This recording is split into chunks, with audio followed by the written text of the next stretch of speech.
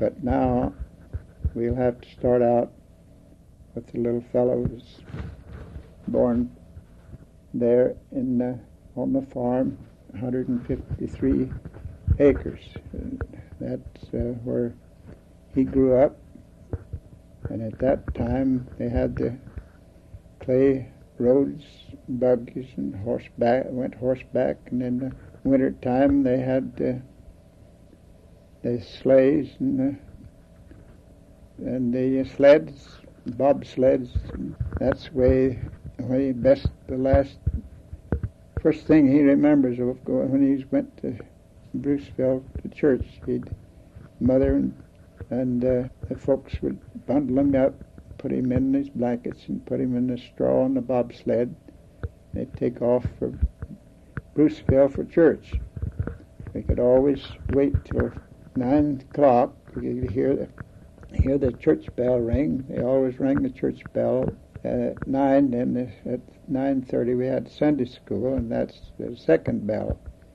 So we had 30 minutes to drive the 3 mile in the sleigh or buggy or whatever we were going to Sunday school and church in. And now first thing he says that he remembers, he said that he was standing at the table one time, and dining room table, and he looked up and he looked over on the table, and he thought come to him, well, I'm growing up. I can see over on the table. Now, Chuck's father and mother, father's first name was Peter, and his mother's name was Mary. And they had the children, 9 children. They only had one sister. But Chuck was next to the youngest living. There was one younger brother, born later, but he didn't live very long. So Chuck started out in life, didn't know what ahead of him, but he kept growing. Finally, they had his father and mother decided to build a new house. So they went to work and built a new house. And one day Chuck was playing around there, and the painters had come to paint the new house, and they got to kidding Chuck and told him that they was going to get into his watermelon patch. So Chuck didn't like that. So he schemed around, and he thought he'd beat them to it. So he said that he went down, though, in the watermelon patch. You always had to raise nearly everything you eat in those days. And so he went down in the watermelon patch and picked out one that he could carry. He brought up and put it on a table back of the house, and he got a big knife and went out and cut it open. So he went around the house and to the painters, and he hollered at him, and he says, "Come on, boys, I got her tut." So his brothers deviled him and teased him about his word tut, because he was a kind of a Dutchy-like kid, and so he couldn't talk too well. So he said he got her tut. Well, then from there on, he kept getting a little wiser and a little older, and so finally he grew to be a little larger, and the new house was finished, and they had a nice big basement under it where we kept our fruit and vegetables, and we always carried in a lot of fruit and vegetables. And one time they'd go over on the sand, in the sand country in the Wabash River Valley, and they'd get the watermelons in the fall and bring home a wagon load and put them in the basement. So we had watermelons still up almost to Thanksgiving. But that basement was where Chuck had to do some work. The apples would spoil a little in the bins, and Chuck had to go down, and his father would show him about what to pick out, so he'd have to pick out the rotten apples, and the same way with the potatoes. But to get his hand into a rotten potato, and that just wasn't very good. So Chuck, he snorted around, but it's something Chuck had to do, so he'd done it and done the work the best he could. So finally, in his rounds, he wound up a little older. He got big enough to carry hams and shoulders. Of course, they had to do all their work to prepare stuff for winter, so they'd kill 5 or 6 hogs, and once in a while they'd kill a calf. But one day, Chuck, his father told him, he says, come on, I want to take you out and show you how to cure meat. So he'd take him in and showed him how to fix the salt and things on the meat, and piled it up on the big tables along there in the smokehouse. We didn't have any refrigeration or anything in those days. It was all coal oil lamps and candles. We had a candlestick mold there that made candlesticks, and there was plenty of mud roads. You could go any place around, but then if it wasn't too muddy, in the spring of the year it would get awfully bad. And the horse and wagons and buggies would cut the roads all up, and they would freeze of a night. Sometimes it'd get so that you couldn't go over the roads when they'd freeze, and you just had to stay at home. So that made it bad. And there was no modern convenience at all. There wasn't anything much invented those days except the thresh machine and a few things that were invented. But the main part of the progress and the new inventions and all that come along and things that we enjoy now, Chuck didn't have. So they had done the best they could. He said one day he was out and watching them. Then in those days the country was full of timber. Southern Indiana had all the fine timber, the white oaks, hickory, and walnuts and poplar, everything that you could think of. It was wonderful timber. But he said he'd stand out and watch the men work. He'd call the neighbors all in for a big log rolling. They'd cut the trees down, saw them up in logs, and they'd pile the brush up, and they'd have a big bonfires. And then when they would get the brush out of the way, they'd all go together and they'd roll up 4 logs together, and then they'd put what they called skids up on them and roll 3 more logs up. Then they'd get longer skids and roll 2 more logs up, and then they'd roll one up on top. So they had a big pile of logs, and they would carry brush and sticks and everything put at each end of those logs, and they'd build a big fire and set them afire, and some of them would burn for 2 or 3 weeks. They'd get a big pile of wonderful logs, and now if we had them, they'd be worth their weight in gold nearly. Well, I didn't get to tell you about Chuck and his meat. Every year they'd kill hogs, and one year they couldn't. Depression was on, and they couldn't sell the meat and the hogs, and so the neighbors went in and they'd buy hogs from Chuck's father, and then they'd have Chuck's father to butcher them for him. So at one time there, Chuck said they killed 18 hogs, and one of them was so big that they couldn't get it into the barrel. They always stuffed the hog down and put it down in a barrel of scalding hot water with some wood ashes in it to make the lye, and that's the way they cleaned their hogs. They'd pull them out on a platform and scrape them and clean all the hairs off, and they would have a big hog killing, butchering time. They'd call in all the uncles. My uncle lived. Chuck's uncle lived over on a farm about a mile away, and he'd go and get the uncles, and he'd stay around and wait till the meat was ready, and then he'd go in and have to salt it down and fix it and get it ready. But that wasn't all of it. When he got through there, he had to go to work and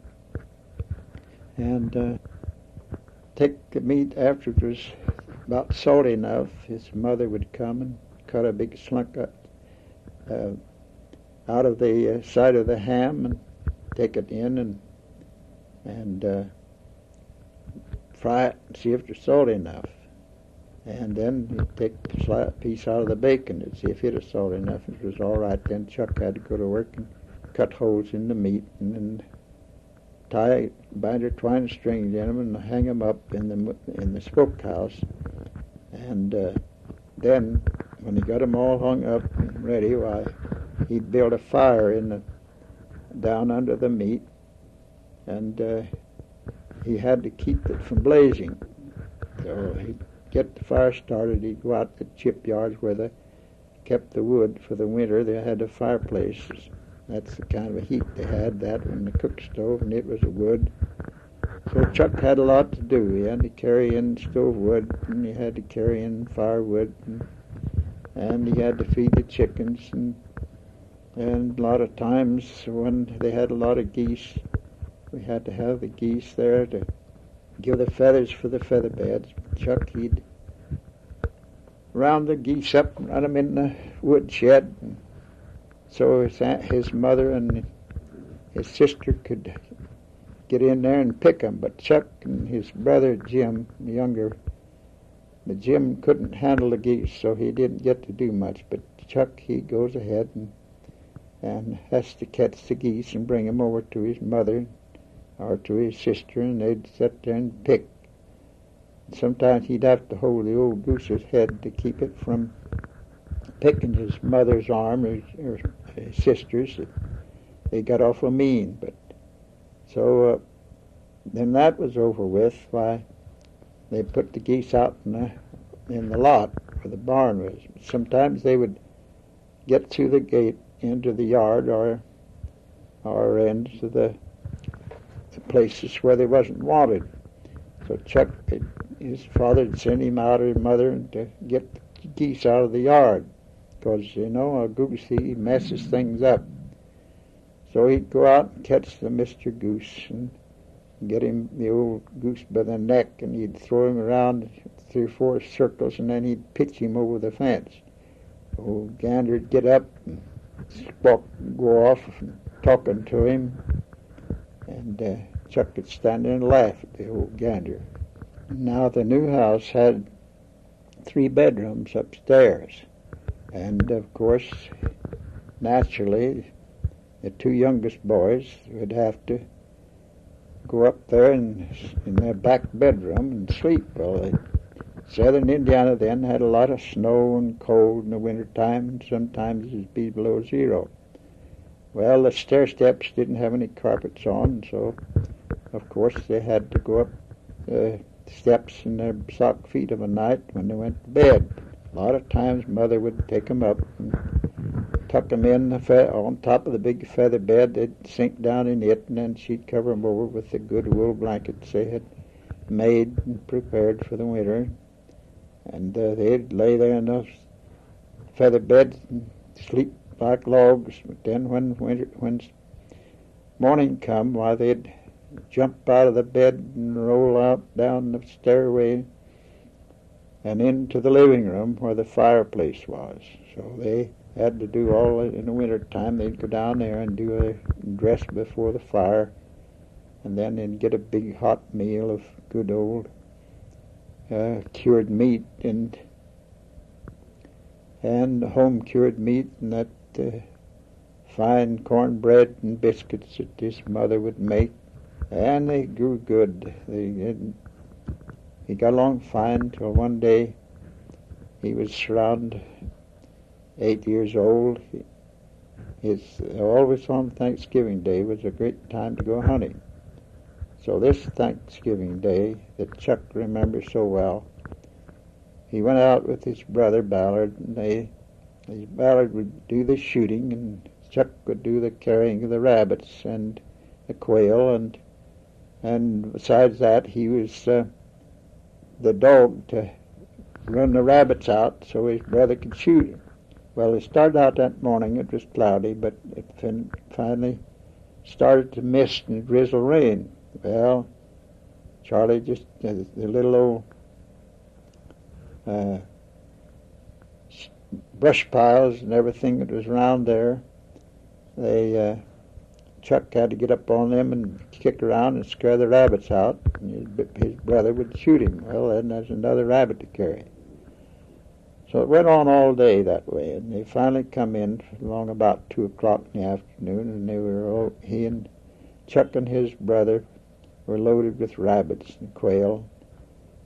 But when Chuck went in, he said he went to the fireplace, and he was wet all over. His clothes were wet, and every time he'd stop, his clothes would get cold, and he'd keep running to keep warm. Well, when he came in that evening, he was wore out. So he went to the fireplace and crawled up in the rocking chair and was soon fast asleep. But along an hour or so, his mother came in, and Chuck was just about out. He put him to bed, and he had pneumonia fever. So they fought that through. The doctor would come out from Bruceville and take care of him, and finally along towards when the crisis came, well, the doctor stayed all night, part of the next day. And finally the fever broke, and he began to get better, and he pulled out. But the next winter he had it again. So the doctor told him, he said, well, if he has the winter pneumonia again, he says he'll never make it, because he just can't stand 3 hitches of pneumonia fever right in a row. So the schoolhouse was Chuck's father gave the ground for the schoolhouse, and it's about a quarter of a mile up the road, and that's where he had to go to school. Well, he'd go to school every pretty day, and every bad day Chuck had to stay at home. So it made it hard on his studies, so he had to take his 4th grade work over. He couldn't get his studies, being out of school so much, but that year they pulled him through. He didn't have pneumonia fever, and so he went on then from that time on to have fairly good health until his time when he came to get big enough to help plant corn. Why, he had to go with the boys. They went down in White River Bottom to tend their corn, and we had 14 head of horses, and so Chuck kept busy helping plant corn. And that one year when he was down there, why, he caught malaria fever.